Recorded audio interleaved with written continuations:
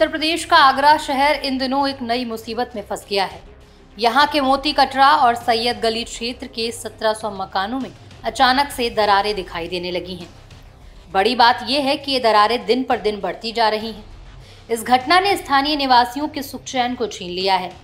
लोग डरे हुए हैं और उन्हें अपने परिवार की चिंता सता रही है, क्योंकि जिन घरों में दरारें आई हैं वहां लोग रह रहे हैं। स्थानीय निवासियों का कहना है कि जुलाई से ही दरारें उभरनी शुरू हो गई थी, जो लगातार बढ़ती जा रही हैं।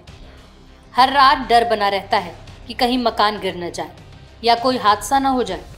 प्रशासन को इसके बारे में कई बार सूचना दी गई, लेकिन अभी तक इस समस्या का कोई हल नहीं निकल पाया है। आज स्थिति ये है कि इलाके के 1700 घरों में दरारें हैं, वहीं 146 मकानों को खड़ा रखने के लिए जैक लगाए गए हैं।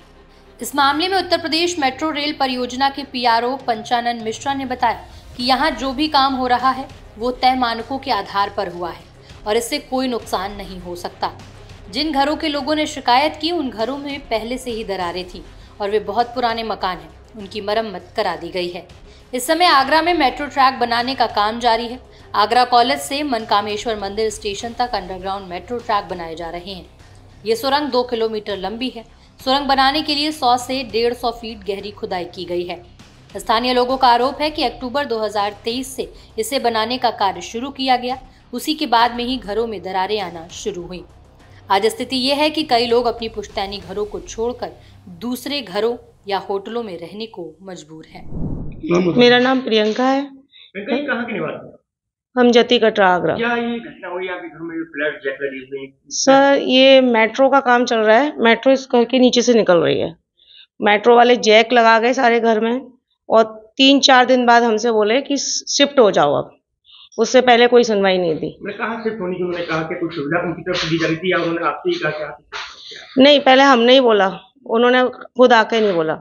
फिर बोले कि ठीक है, हम होटल में ठहरा देते हैं, यहाँ आप कहीं और देख लें तो 500 रुपये पर मेंबर देंगे। अब आज अभी ये देख रहे हैं, आप पूरे घर में जैक लग रहे हैं। अब बोल रहे हैं आपकी शिफ्टिंग खत्म हो गई है, मतलब वो आप अपने घर में चले जाइए। अब हम कहाँ सोएं? पूरे घर में जैक लगा दिए, कोई सुनवाई नहीं है। डैमेज ये सारी दरारें और पूरा घर डैमेज हुआ है। और बस वो क्या कर रहे हैं, जहाँ पर दरार आई है उसको टिप टप कर दे रहे हैं। और जो पत्थर चटके हैं अभी उसका कोई सुनवाई नहीं है। पत्थर चटके हैं, जमीन में जो उन्होंने ग्राउंडिंग की है उससे जमीन का जो लेवल है वो ऊपर नीचे हो गई है। और दरवाजे, मेन गेट के दरवाजे तक नहीं खुल रहे। तो रात में किस तरीके से आप ऊपर डर रहे हैं?